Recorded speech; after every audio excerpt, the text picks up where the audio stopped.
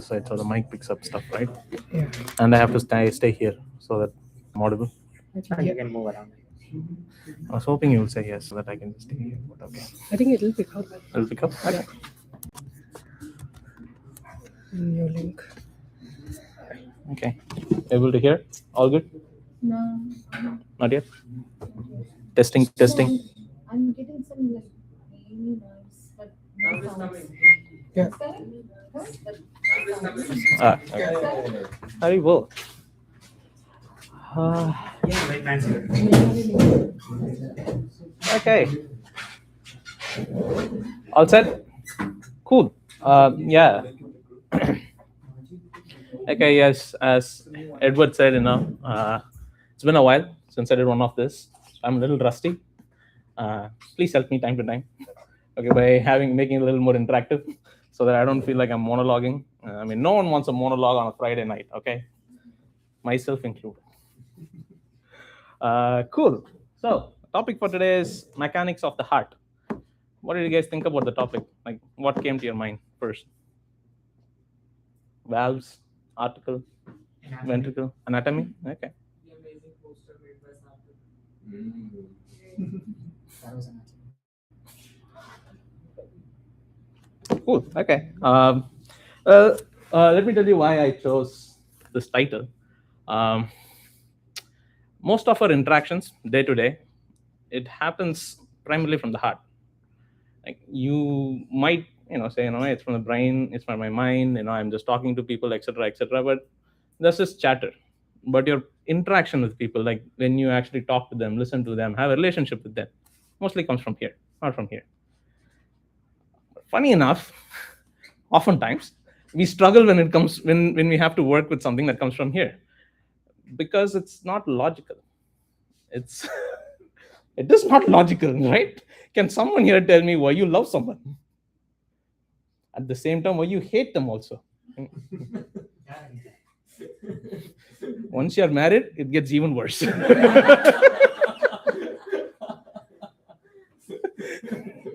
Two people here can vouch for it.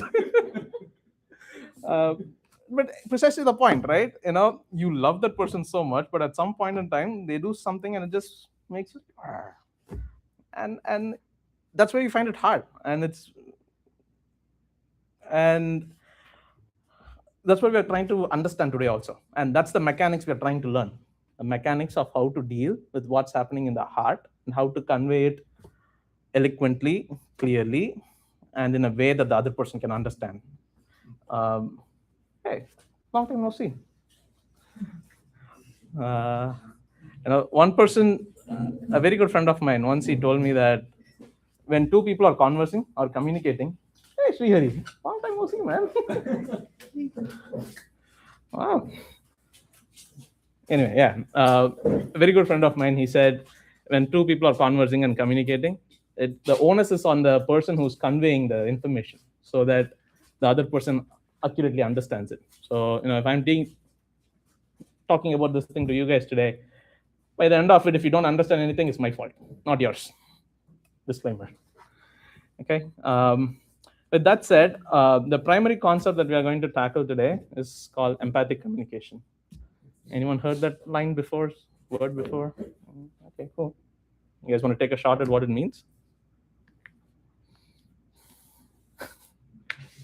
Sure, go ahead. Listening to others with compassionate way. For example, putting yourself in their place and showing empathy instead of just replying, "Oh, I don't know." Okay, Oh, wow. compassion. Cool. Yeah, that's very concise. Yeah, nice. So you have come across this before, and you have some prior exposure to this whole thing, then. Not much, but I just try to. I would like to add, there are two ways to communicate: head to head and heart to heart. Head to head produce the argument, and heart to heart through harmony. So it's good to know when to Yeah. use which one, and also to balance both. So I just try to communicate heart to heart. Yeah. Most of the time, I find myself in the situation where it's hard to head. I've been in both sides. Sometimes I've been the head, sometimes I've been the heart. And we're gonna touch on that. Very nice point that you brought up, head to head and heart to heart. I'm definitely gonna bring that up sometime towards the end. In business, we need heart, and in job and business, we need head. I would challenge you on that. You still need heart at your job, because if you're not putting your heart in your job, what are you working? You're slaving over No, there. I'm saying in terms of business, if you are dealing with the Well, you can still have your heart open to your colleagues, but still maintain a boundary. Like, you don't have to be buddies with them where you go out to dinner with them every day, but you don't have to be ice cold with them either. They can choose to be the head, but you can always choose to be the heart and show this warm, compassionate, and understanding, empathetic way. You can show up in the relationship like that. But anyway, I digress. Cool. Yeah, great that we have that established. But yes, empathic communication, it is exactly like what you said, having some form of empathy in how we communicate with people. Yeah. So you guys heard the word empathy. What is something that rhymes like empathy, but it's not empathy? Hey, everyone gets dinner.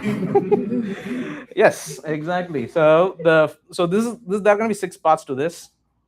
I will try to do justice. I don't know how it's going to go, but yeah, there are 6 parts to this, and we're going to tackle each one in a sequential order. The first one is spiritual presence, and of course, I'm going to try to relate all of this to spirituality and Krishna consciousness in some way or form, because that is going to be the primary driving force, which is going to keep us engaged and give us the strength to actually even practice empathic communication. Because as it came up, when you are the heart and someone's the head, it's very easy to give up the conversation. Like, you know what, I'm not getting through you, my battery is dead, no can do, Jose, I'm bailing out of this relationship. It's very easy to say that, but most of us are in that position. We do get burnt out, right? And we do need a break. Like, you do something else that makes you feel better before you can come back to the relation or the conversation. But if you have a strong spiritual backing, you might actually not need that break. Like, you would still be able to understand that person and go on with your life without having to shut down or do a system restart. And that's why the whole spiritual presence comes into this. All of this can be taken from a very philosophical way, where you just have applications. But what's the fun in that? We are Vedic Christian society. We need to have some Vedic aspect to the whole thing, right? Yes, as you guys said, there is sympathy and there is empathy. What is sympathy? I mean, the answer is there, but go ahead. I want to understand, what you guys think from your personal experience in your lives. Feeling bad for someone because of their circumstances and what they're going through. Feeling bad for someone. Okay. I guess just not really putting yourselves in their shoes. Like, you don't really let it touch your heart, right? From the outside, you're just, as you said, just feel bad for them, right? I'm sorry this happened to you, whatever. Yeah. But you don't really feel it. Right? You don't really, if I were in that position, how would I feel? And then you communicate that, right? You don't let that happen. Yeah. I guess. It's my understanding. Maybe you don't have the experience to be in their position yet. Yeah. Like someone who has lost a child, and how would you do? You haven't had a child. You can kind of, but you still don't know. Like maybe for some other experiences, if someone has something, but you don't know what that is like because you haven't met the prerequisites for that. So you can sympathize, but you can't empathize. Yeah. I like the word prerequisites for that. Very engineer-like. Go ahead. Yeah. Go ahead. Sure. I think for me, I believe that empathy only comes, just like how Devot said, when you realize it in yourself. Until then, it is sympathy. So, like, you might feel for somebody, you might put yourself in other shoes. Yeah. But it still is sympathy unless you really feel it in yourself and you have realized that is the feeling the other person is feeling. And Nice. till that extent, I would call it sympathy. But you would think that you're empathizing, but that's actually sympathy. I see sympathy more as like the arm's length. Like, you're down, I'm not for you. Yeah. And maybe you're going to talk about the point that's being raised about like, do I really need to suffer what they're suffering in order to empathize? If you're going there, I'm not going to. It's okay. Go ahead. Yeah, comment on that. Okay. I strongly believe no, a person can empathize without personally going through it, because empathy is about creating space that's non-judgmental to Mhm. just see the person, accept and hear that, okay, this is really bad for them, and kind of take myself out of the equation Yeah. entirely. Cool. I Yeah. would disagree with that in some opinions. Let's go. Fight. So what if the other person doesn't require space? But you can't see that yet because you don't know too much about that. You can't feel the same thing that they do. So I strongly But- suspect that's what's going to come out of how to communicate. Right. So, like I said, how the onus is on the person who's talking. So, in this case, like you said, it's the other person's job to clearly tell what they want in that situation. It's not your job to guess over there. You can provide support. Like you can tell them, I'm there for you if you want to talk, blah, blah, blah.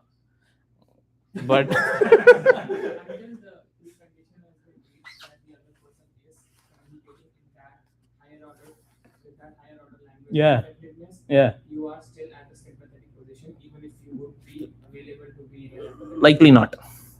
And hopefully, I will convince you by the end of this class. If not, we'll talk over dinner. But hey, you know what? Most of you guys already have a very good understanding of a rough understanding of what sympathy and empathy is. When I was here, I had zero clue of any of this.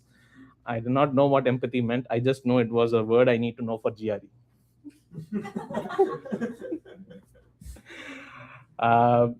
But but like you said, most of us actually operate on a sympathy level. Most of the time, we don't know that we think we are operating on empathy, like you said, but we are probably operating on the sympathy level. And one sure way to kind of understand is you put your own feelings in front of the other person.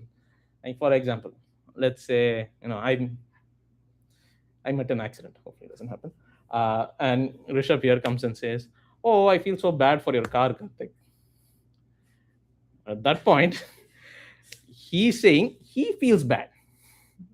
He's not worried about how I'm feeling over here.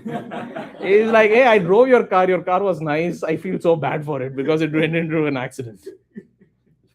But you see the point where we are saying, or the person who's being sympathetic, we are like, we put ourselves in the shoes, and suddenly the limelight shifts from the person who's actually sharing their feelings to you. Oh, I feel so bad for you. You know what? I went through something similar. Oh, you know what? This, that.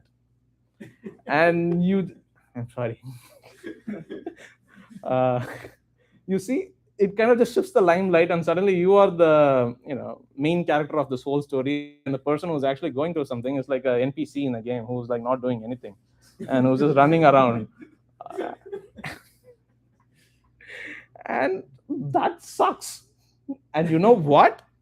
Most of us won't even know we are doing that until we are the one who becomes the NPC instead of the main character. And the thing is, we don't know how to bring that up either. Like if there were, how many times have you guys been in that role? And did you ever manage to tell the other person, hey, you know what? Maybe we're talking about something else. Can we go back to something? Go back to me. Like, have you ever been successful in doing that? Really? Wow. Anyone else? I'm not going to ask him anymore.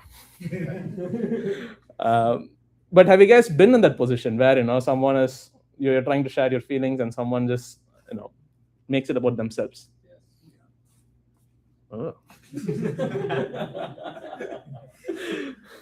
Oh. Yeah. So the converse is in empathy, we actually try to be a mirror to the other person. So we are not going to give any input in the sense that, oh, did you think about this? Did you do that? This, that. I don't want to give a solution. Like if I'm going to tell him, hey, my car I ran into an accident, I don't want him to say, oh, did you call the guy's tow vehicle or something? Like, I don't want all of that. I'm just trying to share what I'm feeling. And I don't want someone to say, give me solutions or give me answers, or did you try this, or why did you drive so fast? Like, not the time, bro. Like, honestly, not gonna work, right? And being that mirror is hard. Why do you guys I mean, okay, do you guys agree that it's hard to be that mirror? Yeah. Why do you think it's hard? Okay, you think it's easy? It's hard. Okay. But it can be done. It's dependent on the person's energy. I mean, if the counselor is just keeps on counseling patients and he just engaging much, so the energy transfer is happening. So if his spiritual practice is not in high energy states, he's going to fall up. So it's Yeah, another alumni. Low than this. Yeah, no, I agree with you. It is possible. I'm just, kind of curious if someone has had experience on why they think it's hard to do that. And you're saying if your energy or if your spiritual practice is not high enough, it's hard to do that. Any other thoughts? Yes. This is not a question. So say you find someone homeless. You can Find someone homeless. Okay. You can sympathize easily. But say you take it to another stage, you empathize with them, you sit with them, listen to their story, treat them respected. How far can you go? How far can you just tell, hey, you're homeless, I don't want to be homeless, come stay with. We cannot go that. So I mean, how far do you go? valid question, no? Yeah. The only thing that comes to my mind for this question is I want to draw examples from our scriptures, actually. So many stories of how people have shown they don't have limits. Dhruv Maharaj, for example. Prahlad Maharaj. Everyone knows Prahlad Maharaj, right? Did he show a limit on where his bhakti ends or where his trust in Vishnu ends? No. Put anything in front of me, you know what? I'm going to breeze through. I'm just going to chant my Lord's name and he's going to take care of whatever's going to happen for me. So the point is, it depends on your limit and your capabilities, right? If, for example, I cannot ask a homeless person to come stay with me because I have a family and everything, and I have my responsibilities in that fashion. But, I do feel like contributing in some way. So I will try explore other options in which I can, be of help to that person. I think that's where people stick to sympathy because it's much easier. The minute you start talking, you get into habit. Fair, but I really want to kind of say that sympathy and empathy, the main difference is going to be your mindset and how which you tackle the situation. Like, you could still do the same things that you're doing from a sympathetic standpoint, but you could be operating in empathy. Like, I can so let's assume I'm operating in empathy and you're operating in sympathy. You might be donating and I might be donating, but depends on our consciousness and how we are doing all of that, right? Have anything to add to that? Oh. Coming back to why it is hard. Yes. From my perspective, why I think mirroring is very difficult is because I end up thinking that the person who's standing in front of the mirror and me as a mirror are two different entities. So if I'm trying to empathize my mom, I consciously and subconsciously, consciously try to put myself in her point of view, but I'm not the mom. I end up being the daughter. I end up looking at in the daughter's perspective, even though I need to empathize as a mom. So that is where it becomes very difficult because I consider it as two different entities rather than one. So if I am one, if we both are one, for me, I think it might be easier, but I've never found that place where I can consider myself and the other person as the same entity to truly empathize. So that's where mirroring. Interestingly, well, my question to you is, do you think if you were to become a mother eventually, if that's in your cards and everything, you will empathize better with your mom? Not really, because my journey and her journey is very different. Exactly. I still look at it as right. Me, even though I'm in the position as mom, I would say. Precisely. So the very fact that by your logic, then you can never empathize with someone. Is that what your conclusion is? I would never say never, but I've never come across that situation where I haven't been able to empathize. I might feel that I'm being empathetic because I'm taking their considerations in point of view, but I never truly felt that I'm empathetic. So but I haven't figured out how to do it. It might be important to go back even to the definitions you have on the screen, because I'm concerned that empathy is still being confused as I feel what you feel. Right. Yeah. Exactly. So, you know what? Why don't we continue on? I have more stuff on empathy that will hopefully clear up this. But his point is, again, what we are circling back to is, I need to experience what that person's experiencing for me to provide empathy. That's what seems to be going around, right? And we don't have to do that. So, yes. I was just thinking, the difference between the sympathy and empathy. And people are practicing sympathy because of the ego like I, and not caring for the others. So it's like a disconnection from their own heart. Okay. And the moment we realize and be compassionate and loving towards others, there is a divine power within himself also. So we should help them. For example, I was just listening to Srila Prabhupada. He came here and he just he taught hippie. He can simply ignore. I don't know them, and they are just in their lower stage of spirituality.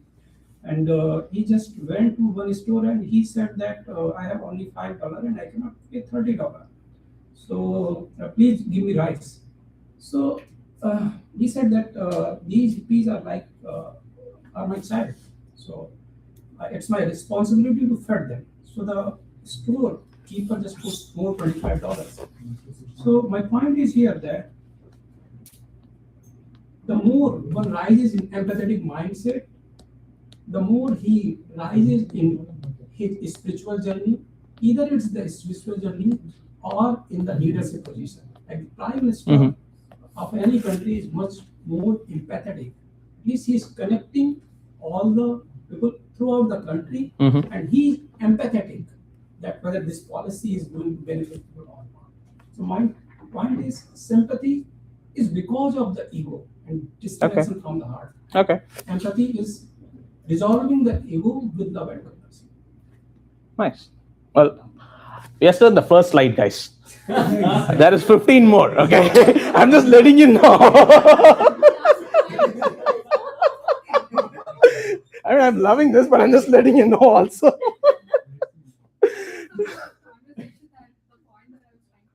Yes. I'm not saying they cannot never be empathetic. Okay. But I'm just saying that there is a leap between being empathetic and true empathy.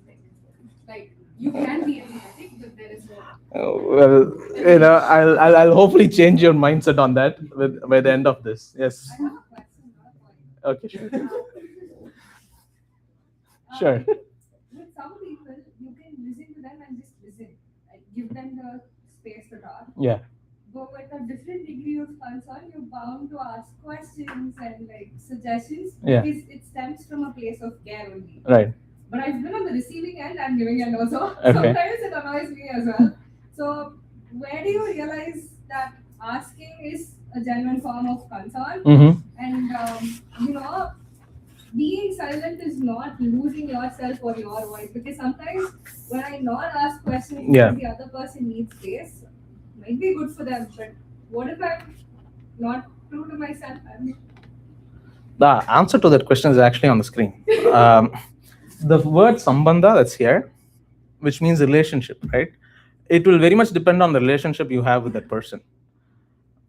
Like, let's take an example of a counselor. What bad example? Sorry. Okay, so I've never met Om before. I don't know him. Let's say that he just wants to talk something to me for God knows what reason, and and I'm trying to be empathetic. Sure, right? Will you be comfortable if I start prying questions on your situation? So no, never experienced. Never experienced it. Okay, but just put yourself in the shoes for a minute.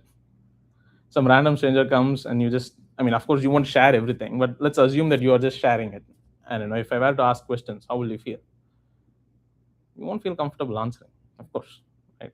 But if Edward was to do that to me, I'll feel comfortable if he were to ask me questions. because I know there is a relationship already, and he has genuine care and affection for me, and he's coming from a place of curiosity and not judgment. And that's one of the things that you do when you're sympathetic. You judge the other person, which is coming. You guys are making me say things before, man. But I made 15 slides and I have to say everything in the first slide. This is no fun. But true empathy actually comes from this main spiritual word called para dukkha dukhi. Ever heard of it before? Anyone? You would have.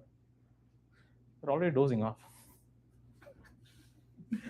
Thanks for the vote of confidence, Giresh.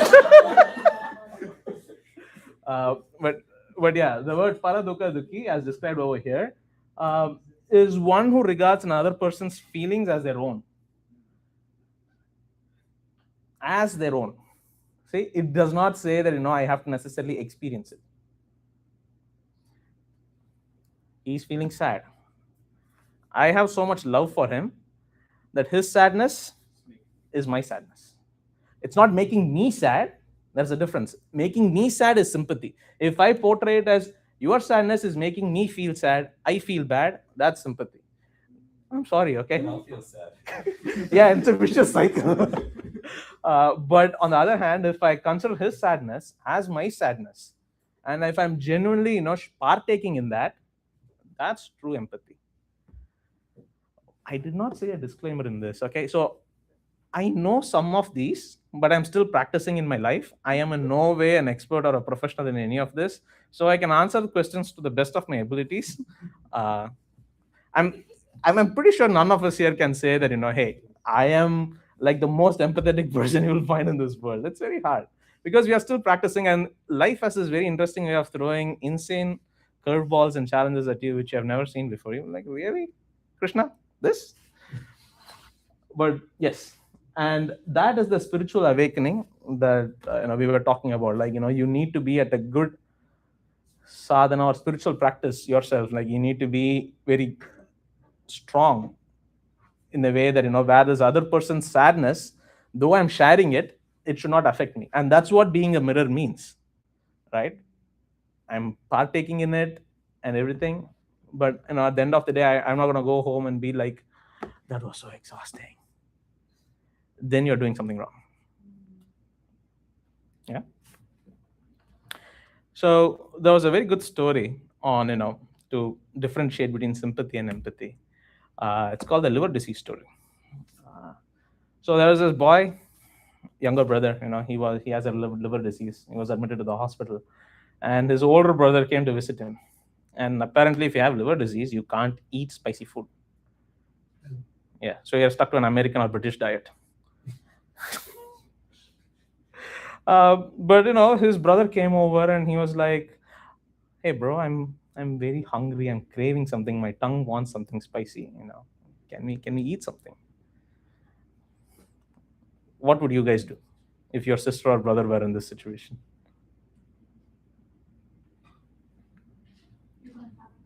You can't have it? Wow. British food. Eat British food. Given the fact that my brother is a doctor, I think he would slap me for saying yes. Nice. Great. Well, apparently a sympathetic person is going to be like, okay, let's go get some fries and nachos. Well, essentially, yeah. So they're going to, let's assume that, I'm being sympathetic. My brother's there. I love him so much. I'm so sympathetic. I feel so bad for him that he's not able to eat tasty food that I go buy some fast food for him. And, his health is going to deteriorate if I do that. But on the other hand, empathy over here is, me understanding his need. His want here is to eat good food, tasty food, but his need is to recover. You see, there's a distinction, okay? Need and want. So we have to understand the need for us to be empathetic over there. The need is, don't give me spicy food. So you figure out a way how to execute that. That's in the coming slides, not in the first slide. But you understand the point between sympathy and empathy? Any more questions on this? Clear? Have you set the stage properly for this? Cool. You're happy? Always. Wish I could say the same. Well, yeah, I mean, a reflection point. Has any one of you, felt sympathy? Have been in a place where you were treated with sympathy instead of empathy? Yeah, how did it feel? Terrible? Frustrating. Yeah. Well, let me ask you this. Did you guys feel that way before you understood the difference? Or did you just feel that way just because you felt something was off? Something was off internally. Yeah. It's interesting how the human heart works, right? You don't think so? It's complicated. Yeah. Cool. So the part two of this is, do you agree? Does all of people here agree that we are spirit souls, or we are soul? We are more than this body. Do you guys agree to that? Okay. And if we want to have that para dukkha dukhi experience where you feel someone else's feeling as yours, do you think right now in this present age and world we are capable of doing that? Like I'm not talking about the future or the possibilities. I'm asking right now in this time and space, can you say that you can do it? To an extent. Okay. Everyone agrees to that. Everyone says they can do it to an extent. Okay, great. So why do you think you can't go 100% of your capability? Practicality. Okay. Where do you think that stemmed from? Because if we are not this body and we are supposed to be the spirit soul, who is always Satchitananda, happy, energetic, and eternal and everything, why are we not able to show empathy to people? Why is there sympathy coming in? Great. Okay. We're operating from the platform The- of this body. In this body. Okay. It just means like my. Yeah. I like to call it the 4Ds of disconnection. So there is an interesting topic called domination culture, where it talks about how the language or the way in we speak actually brings about more disconnection and actually connecting you.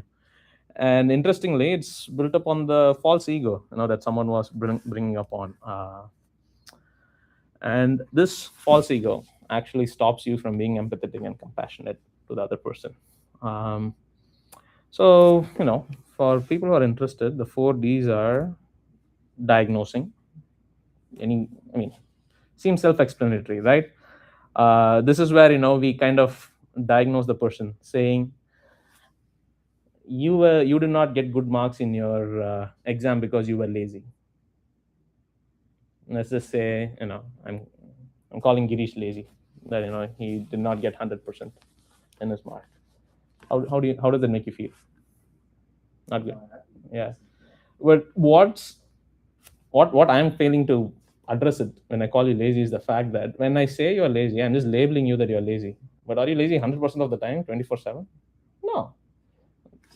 As humans, we are dynamic. Sometimes we have our ups, downs. Sometimes we are lazy. Sometimes we are active, and everything. So when you tell someone, hey, you know what, this is your diagnosis, like a doctor, if you tell them, hey, this is your diagnosis, you are essentially creating a label in your own mind, saying this person is always going to be lazy, and nothing's going to change. And in the future, even if they do something genuinely because they could not manage to do it, you will think, it's because they were lazy. See how that works? Very interesting, right? So these are the things we should not do. In case you guys are confused, we should not do this. The 4Ds. Okay, denying responsibility.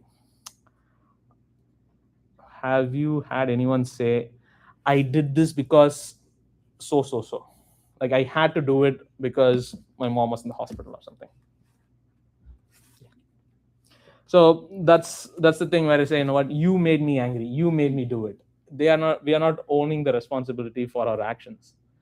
We are saying, hey, my child threw the cup of water, and you say, I hit the child. And then if this crying, I'll like, you made me do it because you threw the water bottle. Does it make sense? Exactly. Yeah. Didn't make sense to me as a child either. Demanding. I'm sure all of us would have done this, where you either demand or you have been in the position where someone else is demanding something from you. How did it feel? Sorry, it's going to be a lot of how did you feel. Free therapy session. Okay. Yeah, demands are not fun. It always means that there is something underlying that you need to provide. If not, I'm not going to do something for you. So if I were to demand something from people in general, they are either going to be like, I'm going to be joylessly submitting to your demand, or there is going to be active rebellion. My kid, for example. Granted, he can't understand things now, but what happens is, I can't go and demand something. I demand you to sit in one place. Okay, if you say that to a toddler, they're just going to lose the joy. And if they accept to it, they're just going to be sitting there like, or there's going to be active rebellion. They're going to say, no, my need to move around is more. You can't deny that. So another power struggle over there. And the last one is deserving. This is the classic, you are a good boy, so I'll give this to you. You're a bad boy. If you do not do something, I'm not going to give something to you. So at least me as a person, I've definitely done all four of this, or a combination of all of these at some point in my life. I'm still doing it at sometimes without me even realizing it. And I'm not saying you guys are doing it. It's just for each one of us here to introspect and see, when we fall into this category. And interestingly, this is why disconnection mainly happens. And this prevents us from being empathetic. Exercise. Okay. Can someone read that for me? It's too small over here.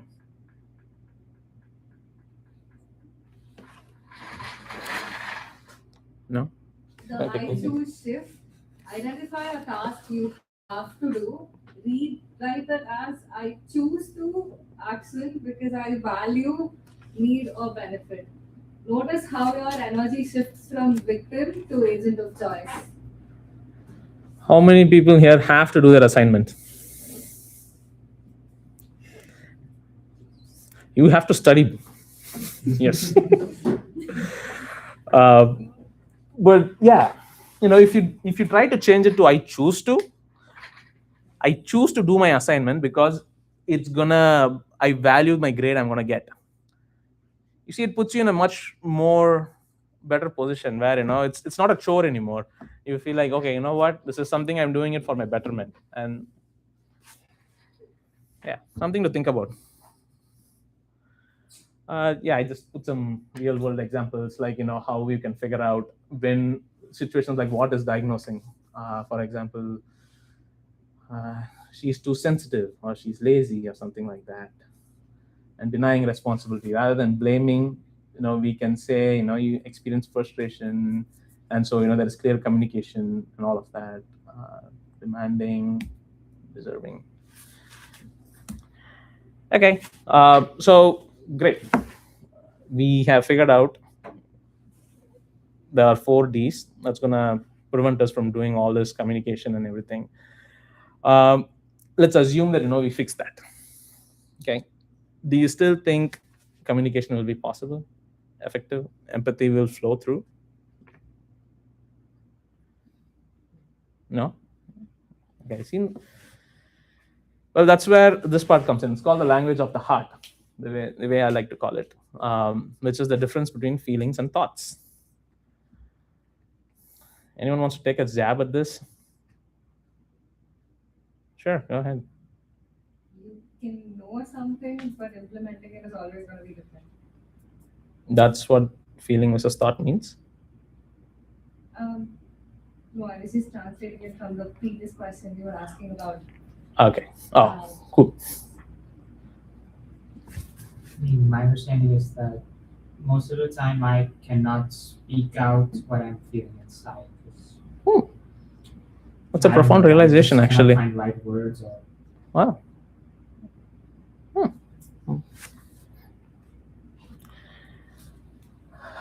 Okay. So, hot take. Feelings actually come from emotions. What is the difference between emotions and feelings? Okay, let me give you a series of, okay, go ahead. Emotions are portrayal of feelings. Opposite answer. It's actually the other way around, like you said. I'll tell you how. Okay, you have something to say. Emotion is just form of energy, and feeling is just emotion is just energy, and feeling is just a form of one emotion. Like when in love, it's also the form of energy, but love expresses in many ways, like frustration, anger, and it goes to the breakup and compassion and love. So emotion is essentially energy, and the feeling is the one form of emotion. Close enough. Yeah. Uh, Interestingly, there are about 6 to 8 primary things, which is emotions. And I read somewhere that there are 3,000 feelings that can come out of it, a combination of all of it. For example, anger is an emotion. Okay. What's feeling is, I'm feeling frustrated. I'm feeling irritated. I'm feeling agitated. All of this comes under angry. Do you guys agree or not? But the intensity of all of these words will, express, how we are feeling anger. So that's the main difference between feeling and emotion. Emotion is the raw thing that you're feeling inside, or not feeling inside, that's happening inside you. Yes. Oh, hey, long time no see. And feeling is how it manifests for you inside. And Doesn't that justify that emotions portray your feelings in first place, I would say? Like you feel frustrated, and emotions that are coming out isn't it? Like I know there is vice versa, but I always feel like Well, like- dramas are visual portrayal of the feelings. I think what you're saying as emotion is actually expression. Yeah. Right. Like visual format of. Right. Yeah. So there is a primary emotion of anger. You are feeling frustrated by it, and it comes out as you throwing your phone. Does that make sense? Yeah. I have a point on this. If anyone like that's my understanding of it is like emotions are like primary attributes. Like that is like this table is white and it has many different attributes, plastic and all that. Those are attributes and feelings are those attributes given context. So if I'm feeling a certain way, there's a certain context behind it, and that's how those emotions are choosing to represent themselves with that particular context in mind. And that context may be temporary, like it may be caused because okay, I'm hungry right now, so I'm feeling something right now, maybe frustration or something, and just because I'm hungry right now, once that is gone, like it's feelings are a lot more temporary state, emotions are like attribute permanent. Sure. That's to her point, maybe if that makes sense for her. It would probably take some time for me to make sense, but while Right. Okay. So, true feelings. Feelings describe your internal state. I feel sad. I feel happy. I feel frustrated, discouraged. I'm sorry, I put all negative terms over here. Clearly, my parenthood is showing.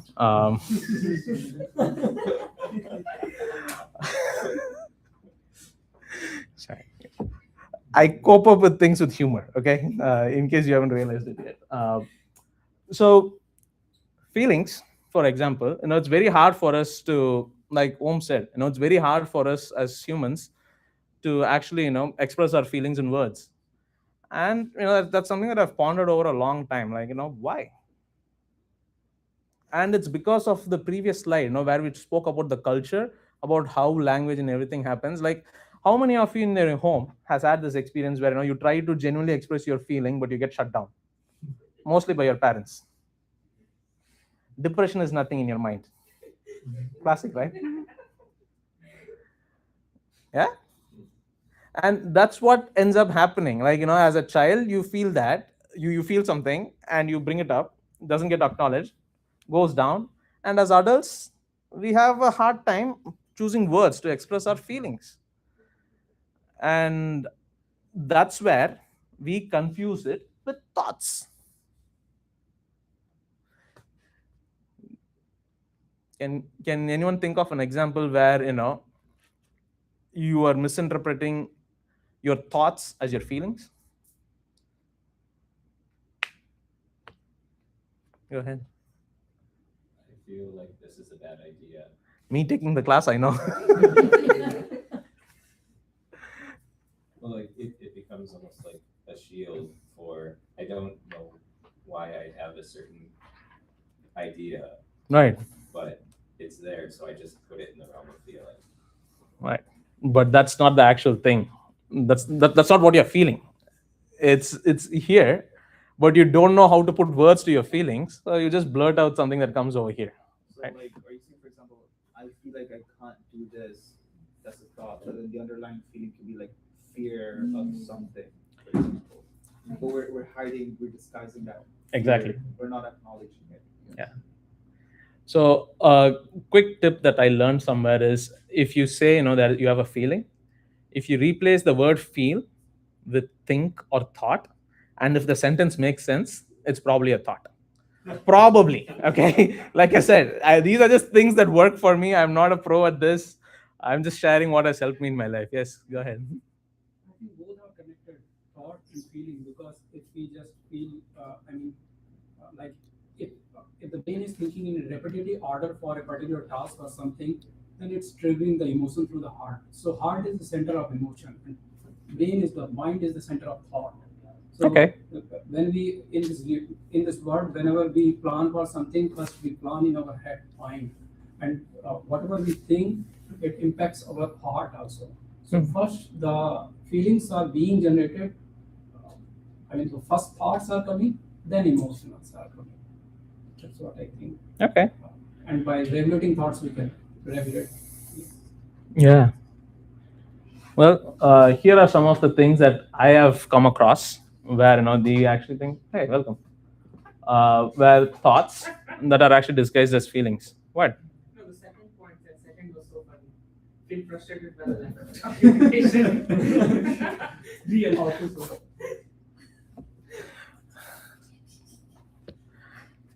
Sure. People who are working will probably understand this frustration. But yeah, thoughts disguised as feelings. Like a friend of mine gave me this cheat code where if it's something that ends with an ed, it's probably it's not your true feeling. Manipulated, cheated, ignored, undervalued. Probably. Okay. Frustrated is though. Okay. That is a genuine feeling. That's just past tense of frustration. But these words like manipulated, cheated, they are not emotions. It's just you. So if I were to say, what, Girish is manipulating me, you are so manipulative. What am I essentially doing here from what we have learned before, like from the other things? Yeah, precisely. The first point, right? Where I'm just telling, I did not ask him what his intentions were. I did not ask him, hey, what's happening or anything. I just went ahead and said, you did something and I feel manipulated by it. So that's my viewpoint of his action, where I don't have any insight on what was even happening.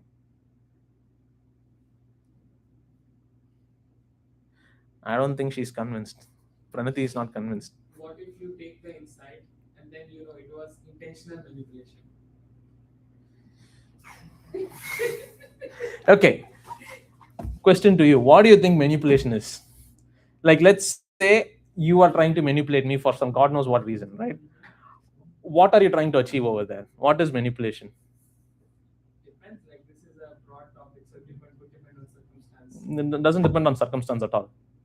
Okay, I would say the baselines of it would be like, I gave you certain expectations, I set certain boundaries, and I clearly violated them. Like, that was the intention from the get-go. No. I want something for myself. He got it. So it's versus need versus want. So manipulation is basically you trying to get what you need. Not even what you want, actually. What he needs. Because want is not something that has to be satisfied. Yeah. Need is a primal requirement that needs to be addressed. So manipulation, whether it be 15-year-old, 30-year-old, toddler, doesn't matter. The underlying emotion is, I have a need, I need to meet, I don't care how I address it. This is the best possible way I know how to get this need resolved. I'm going to take this option.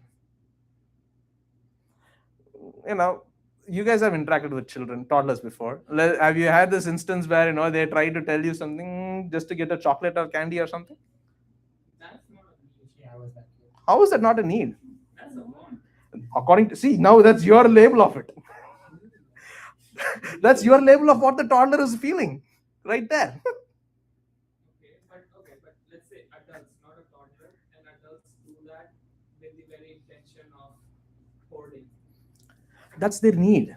Again, from our lens, it might look like something that's not significant for them, but from their viewpoint, it means the world for them. Their world is going to implode if that does not come true.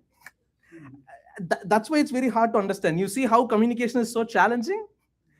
We are even talking about situations where we are not in the first place. We're just talking about random things, and it's still hard for us to agree on what it is.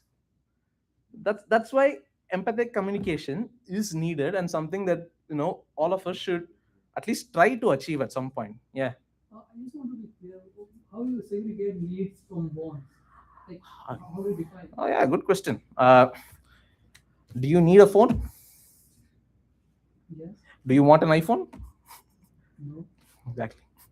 You need a phone, that's a basic necessity. Does it have to be a high-end iPhone 17 Pro Max? But if let's suppose I value my privacy the most, and iPhone gives the best. So in that case, Who told you that? iPhone becomes my- Who told you that? Who told you that? Linux OS gives you the best privacy. Why are you using Mac OS? Plus one. Plus one. You and I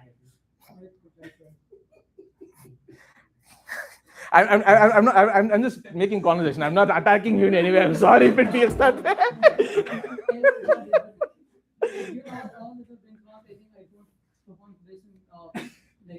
Right. Yeah. So see, that is your preference at that point.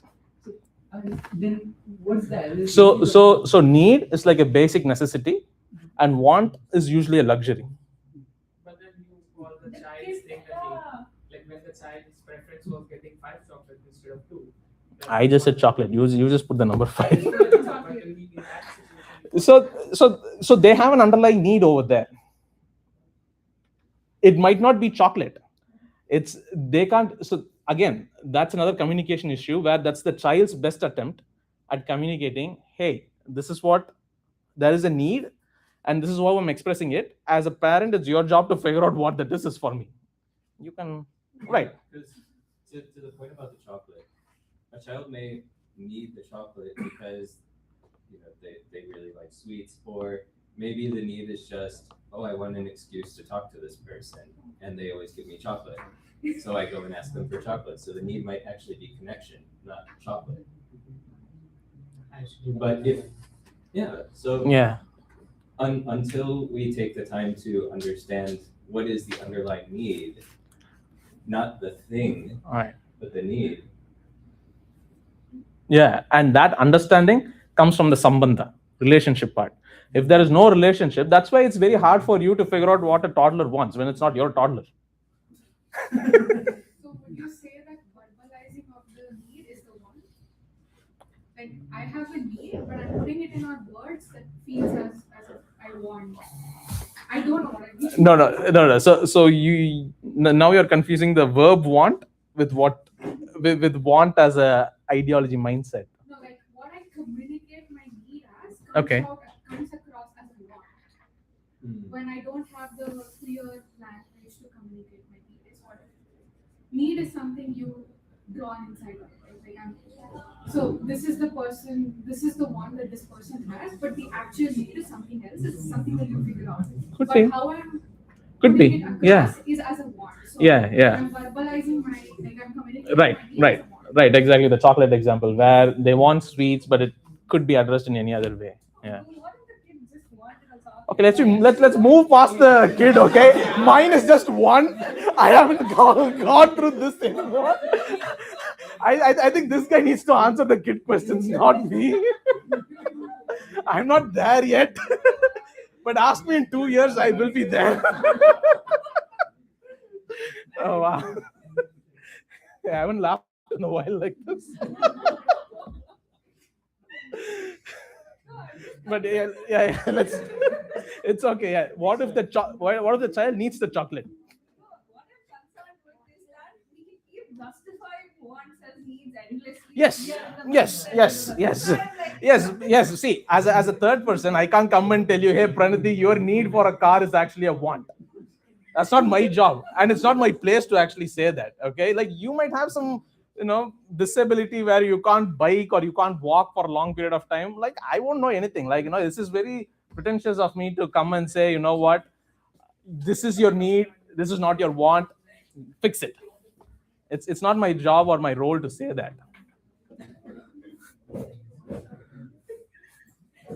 A very interesting conversation going on. Yes. All right. I'm sorry. What? Okay. Okay. Cool. Meet you next week. You can move. Got it. Okay. Next Cool. week is a movie, so we can scrap that. Yeah, this is so good. Okay, we are in slide 5. So you guys just want to stop here and just have conversation, or Kirtan, or how do you want to do it? I mean, I'm the guest speaker here. You guys are the. Sure, I can do that. Yeah. You all want part 2? Okay, this is not even cliffhanger. This is some on top of the hill where I'm just stopping halfway. We're all going on a hike, and halfway through we're just stopping somewhere.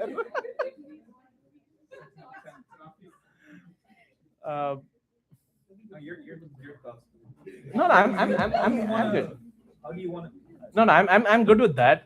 But the thing is, why don't I just finish this slide? Yeah, that's what I'm saying. And then maybe we can just wrap everything up on what we discussed, and then like 5 minutes, and then just make sure everyone's understanding on the same page, and then go from here. Okay, now that we are here, so let's try to do this. Okay, we are going to try to differentiate feelings and thoughts, not needs and want. Next week I'll bring needs and want also. Okay, so everyone's happy. Yes, I'll give chocolates too. Yes, so disentangling feelings from thoughts. Okay, I'm gonna give 2 examples over here, and then I want you guys to try the next ones. Okay, so these are the examples. Thought is, I feel betrayed. If you do the substitution, I think I'm betrayed, or I think I was betrayed. Sentence makes sense. But the feeling is, I actually feel hurt and disappointed. Make sense? You see how this is just a consequence? I mean, I won't say it's consequence, it's just something that happened. But this does not provide any information to the person who you're talking to. Let's say I heard someone over here. Let's say I heard Edward over here. Okay, and if he comes and tells me 2 days later, I feel betrayed by what you did. That gives me zilch information. Like, okay, why do you feel betrayed? Like, what did I do? Which part of what I did felt betrayed? Did I pick on you? Like, did you not like being called in front of the class? What was it? And he says, no, I feel hurt and disappointed about how you did the class. It was very crappy. I'm just pulling his leg. But you understand the idea, right? So feelings is when, you put out more details over there so that the other person can actually do something with that information if they choose to. If they value the relationship, they can get back to you and be better the next time they're interacting with you. I feel disrespected. I feel anxious and uncertain. Well, you can ask me how it is that. Put yourself in a corporate scenario where in a meeting, some junior engineer just comes in, outright tells you, your code does not work. Well, you feel disrespected, but also you're feeling anxious because, I don't know what my manager is going to do. Like, is he going to hold me accountable? Like, did I destroy my entire code base? Like, there is uncertainty over there. There can be other feelings associated with it. Okay, this is not one-on-one mapping. Like, the underlying feeling could be anything, but how it's portrayed, maybe this could be one of the reasons. in what you're calling the thoughts also, because I overheard one person say that changing feel to think, it sounds like confusion. And one way that is helpful for me as well is to just separate, like on the feeling side, I feel hurt and disappointed, I feel anxious and uncertain. There's a high degree of agency there. Those are my feelings. Right. Versus I feel betrayed, I feel disrespected. That's all about the other person. which Loss of agency. which comes to the second point of denying responsibility. Yes. Over here, that's what I said. There is no information given. Like, thank you for bringing that up. There is no information given. You're saying I am not responsible for this feeling. I'm just having something which I have not confirmed yet. I'm throwing it at you. You figure it out, and you tell me what to do with it. Right? In that example, you're saying I feel betrayed. Like, okay, what am I gonna do with it? Like, now I have to go do homework or how many times I interacted with them, what I did, etc., etc., etc. Which makes zero sense, and that means that person does not value the relationship. But both sentences you need context. It's not like either or. Right. That's why I said example. No. I'm saying either. Even if I come and tell you I feel hurt by how this went, the by how this went is what's important. Yeah. So that's further conversation that goes on between you and the person. If that person really values a relationship, then you'll be like, oh, really? Okay. Can you explain more? Let's sit down and talk sometime. If they're not, then they're like, oh, really? I'm sorry. Too bad. So that's where empathy and sympathy also comes. Kind of. No, I'm still questioning like how did shifting the word betray to hurt, again, I know example only. Right. From betray to hurt and disappointed still does not give context unless you explain what exactly. Yes, you're right. Yes. But one is also defensive versus inviting dialogue. I feel betrayed. The other I person still ask you why you felt betrayed, whether you said that or whether you said that's an element of blame. Like, You betrayed me. the onus is on you to explain why he's feeling that betrayal. Versus I feel hurt and disappointed. I'm owning my feelings. That's what we mean by denying responsibility. I can't assume stuff, so whatever word you use. Right. So that's you just extending out and giving the benefit of doubt to the other person.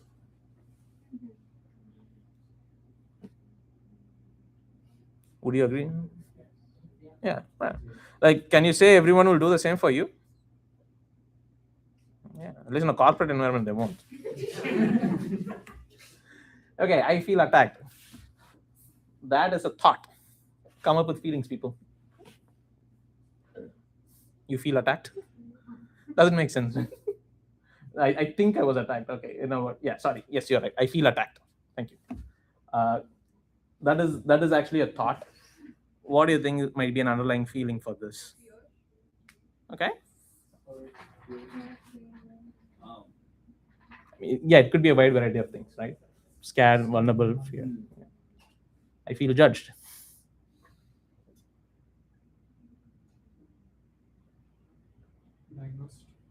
Diagnosed. In the sense that Something that I feel uncomfortable. yeah, uncomfortable. Yeah. Entitled. Okay. Self-conscious, insecure. Yeah. See, you can put words.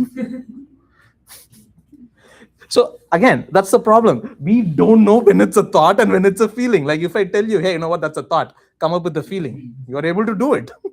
Right? And that is the exercise that we as individuals have to do. I feel ignored. This is easy. Come on. Huh? Perfect. I feel lonely and unimportant.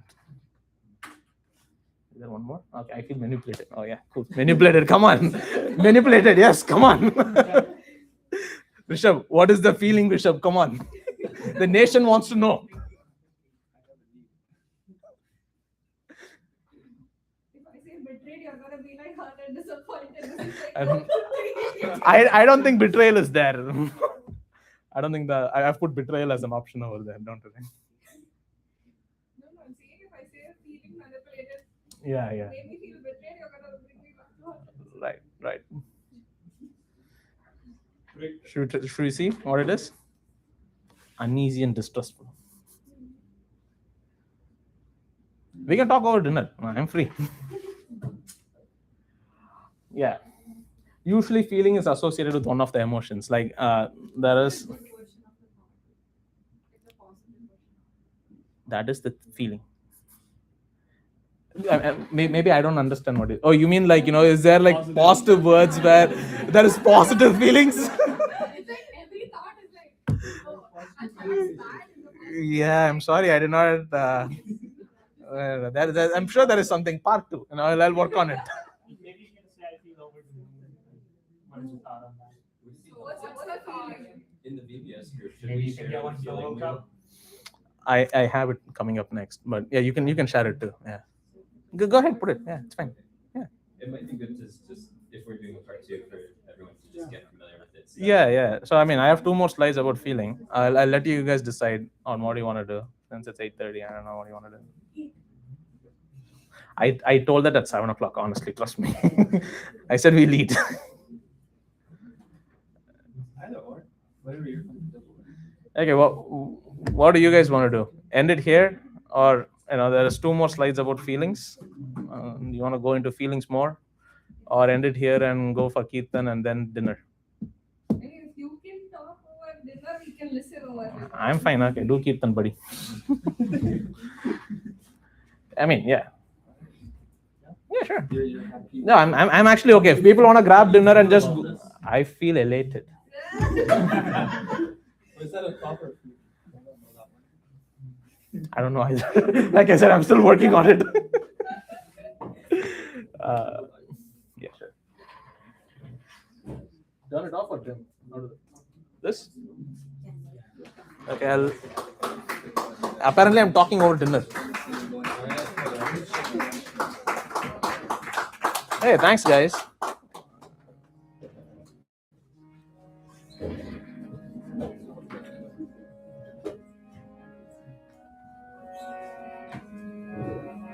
He wants to go quick. You don't want Miltanga?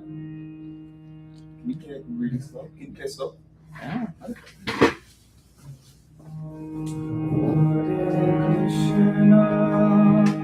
Just change the tempo.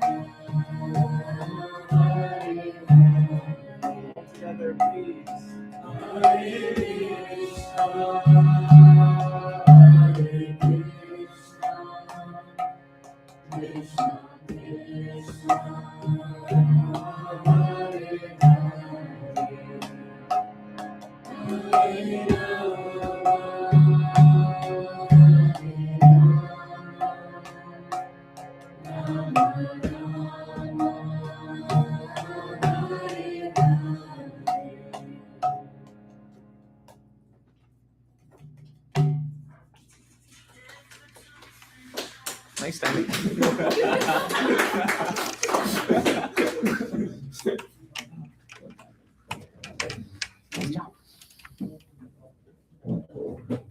Lights.